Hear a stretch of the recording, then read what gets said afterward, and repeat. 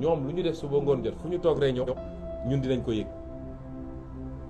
objectif bi Macky Sall sant Antoine Diome mooy fexeel ba egg 82 députés parce que certainement am nañu garantie que dina am kenn peut-être ci plus fort yi peut-être ci suñu biir ñun am na ñu leen garantir ni dinañ leen mottali le 83e peut-être loolu la ñu am moo tax nu ñuy def ba li ñu amul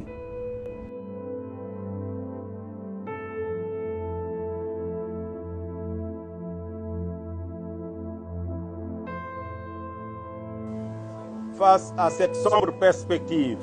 qui pourrait donner lieu à une crise institutionnelle sans précédent,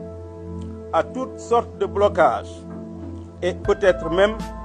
à des tentatives de prise de pouvoir par des canaux non démocratiques dans un contexte où notre pays fait l'objet de toutes les convoitises avec les découvertes de ressources pétrolières et gazières sur notre sol, j'ai pris en sama xel ñaaw na sama xel ñaaw na oh lay la amoon na fi waaw yaakaar naa ko de amoon na fi